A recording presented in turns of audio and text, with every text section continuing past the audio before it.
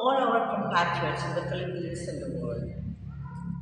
Today, January 13, 2025, is the last day of my novena, starting January 5 to January 13, the novena to the Santo Niño de Praga. Santo Niño de Praga means the Santo Niño from Prague, Czech Republic. And I have been there. I was fortunate and blessed to have experienced the graces of Santo Niño de Praga, which is really the soul of the Czech Republic. Anyway, we are here in this chapel, the foundation of the Monte Maria. This chapel, for me, is a mirror of the Czech Republic, Santo Niño de Praga, Basilica or Shrine. Because there is the Santo Niño de Praga, and I believe that is Saint Joseph, and that is the Blessed Virgin Mary, forming the Holy Family on earth, and the Holy Trinity in heaven. Over here is, actually I should begin there. That is the Annunciation. The Archangel Gabriel announced to Mary, "You will be the mother, the Son of God. You will conceive, and you will call your son Emmanuel." And the answer of our beloved Blessed Mother is, "Behold, be it done unto me according to your word." And that in itself defines the entire beginning of the redemption. Because of the Magnificat, my soul magnifies the Lord, my spirit rejoices in God, my Savior. So now here, after the grace of the Annunciation, is the visitation of the Blessed Virgin to Elizabeth. In the Holy Land, you will see a Basilica of the Annunciation with all the countries of the world, various languages. That's the Holy Family. And why am I here? Because today is the Grace of Graces, Sacred Prophetic Day. This morning,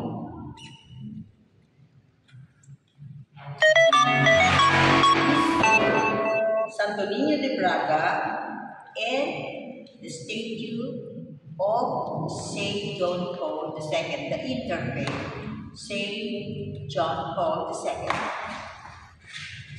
This Santo Niño de Praga was given to me as the head of a delegation to the Czech Republic during a pilgrimage for the Philippines' prophetic future with Saint Teresa of the Child Jesus, Dr. Zelisal, and Dr. Ferdinand Blumentritt for the new Sacred Prophetic International Order. And this was given to me to the intervention of the Czech Republic Ambassador to the Philippines, Jaroslav Ludva,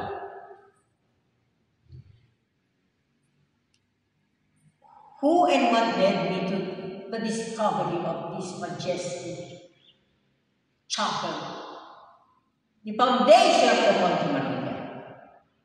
It is no less than the interfaith Philippine Prophetic Davidic Temple. I am wearing their plastic t-shirt because, according to the background information given to me,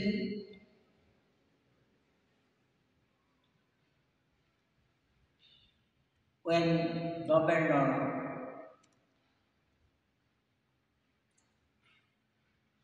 Bobby, will you please come in and say something because it's better it comes from you? Please. He's the one in charge of the somehow constructions for the. This is Bobby. Please tell me from your own words what happened. How did our Grandmaster Thomas Lea, head of the Interfaith Philippine Prophetic Davidic Temple, how you came to have this wonderful, shall I call it, the palace temple in the sky. Okay? It was here at the podium of our mother, Mother Maria, where Master Thomas was given the altar where to put the temple. And just by pointing a finger, he just turned around, pointed his finger at Then who asked him? Who asked him? It was Governor Mantanas who asked him to point to part of the mountain he wants the temple to be built. And Master Tom just turned around, pointed his finger, and he pointed to the area where the current temple is constructed. So when I was done with the grace and the blessing to come here and to experience our great temple over there and saw the Monte Maria, Master Jennifer Lee brought me together with Baby Go and I think Mother Belia and the two others from Banahaw, Victoria and Chonao. Victoria and Beleta. And so let me tell you then that for me, as the World Pilgrimage Heritage Site, especially now that it is a Jubilee Holy Year, as Saint Therese describes it, pilgrims, living saints, bearers of hope. And to the climax of my ceremony is, I will, based on the instruction I received from the heavens, each one of them will hold the Santo Niño and this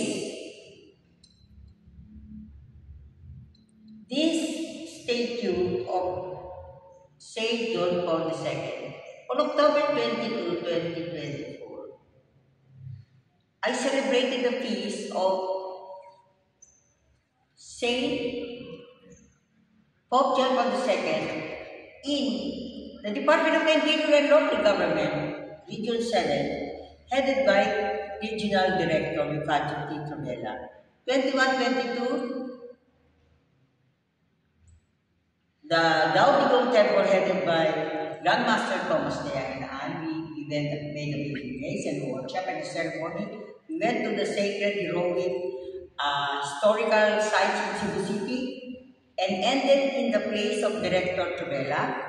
And so that started what we call the pilgrimage to the new Sacred Prophetic International Altar. And so now,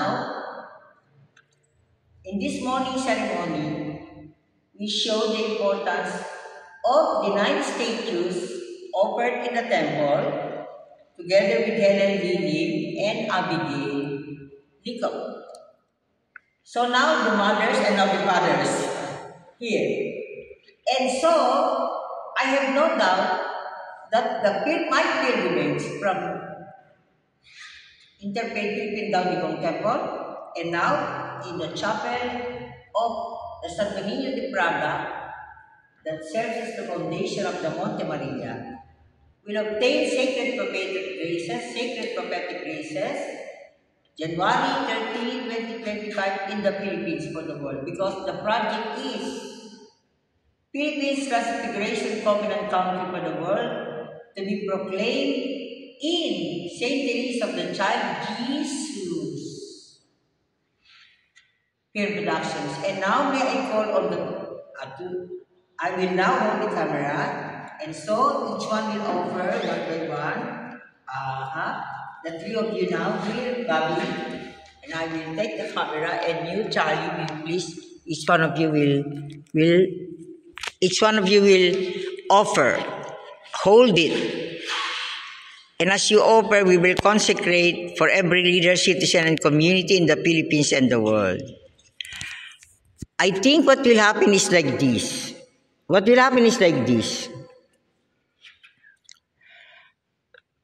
Put it there again. And then what will happen is, first, Bobby, hold the Santo Niño de Praga. Then you will let Kuya Luis leave. Okay? As I sing Magnificat, the wonderful song of Mama Mary when she received and said yes to the call to be the mother of God, behold the handmaid of the Lord, be it done unto me according to your word. So every leader, citizen, and community will sing it in the hearts to rejoice in the Magnificat, or my soul magnifies the Lord. As I sing, my soul magnifies the Lord, Kuya Bobby, transfer to Kuya Luis, Lim, and then give it to Charlie Licop. And then back to Kuya Bobby and put it down on the table. And this time, Kuya Luis, take the statue of Saint John Paul II, pass it on to Kuya Bobby and to Charlie Licop. Okay? So as I sing, that is your offering. Because in this song, we enjoin all the citizens, leaders, and communities of the world to sing with the Blessed Virgin Mary her Magnificat, or my soul magnifies the Lord. To say with all full consent, the freedom of Mama Mary to say yes, behold the handmaid of the Lord.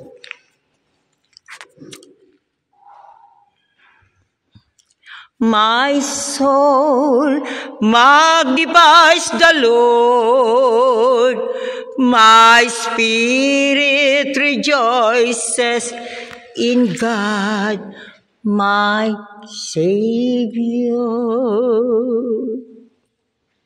He looks on me in my nothingness,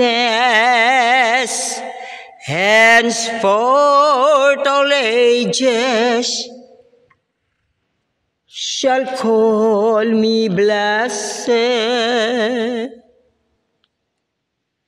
Then the three of you hold your hands together, uplifting the leadership of Pope John Paul II, whose motto is, Totus tu, to you, O Blessed Mother, I surrender, and behold the handmaid of the Lord. My soul magnifies the Lord, my spirit rejoices in God, my Savior. He looks on me in my nothingness, henceforth all ages shall call me blessed. Up. Thus, Lord has done wonders for me. Holy is His name. O most Holy Trinity, O most Holy Family, to you we entrust all the holy families in the Philippines and the world.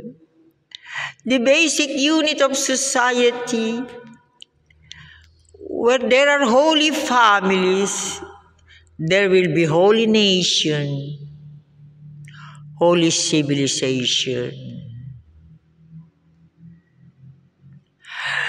And now may I sing the signature song of the ancestral, spiritual brotherhoods and sisterhood in the Philippines that form my University of the Philippines PhD dissertation called Pamatalaan ang Pagbubukas at Tipan ng Mahal na Ina.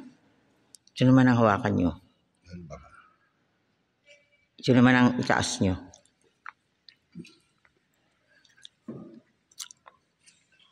Yeah. And then as I sing Pilipinas Dambana, you move around. No, you hold the three of you. Okay? It's okay, just hold it. Hold it, uplift the three together. Because the reign of Santo Niño de Praga We are all called to be like Saint Therese of the Child Jesus, in her childlike confidence, abandonment to God's merciful love. So with the example of the child Jesus as the King all over the world, bayan ko, lupang tinubuan, perlas ka ng silangan, ganda mo'y di mapapantayan, ilaw ka ng sanlibutan. Pilipinas, tulad mo'y gintong yaman, sampaghita, dulot mo'y bango at kagandahan. Kwintas kang binuo ng kapatiran, dulot ka sa amin ng poong may kapal. O ina, kay gandang pagmasdan, mga anak mo'y nagkaisa't nagmamahalan. Anong tuwa't saya ng iyong kalooban, sapagkat narito na ang dambana ng bayan, sapagkat narito na ang dambana ng bayan. Mabuhay ang Pilipinas, dambana ng bayan. Amen.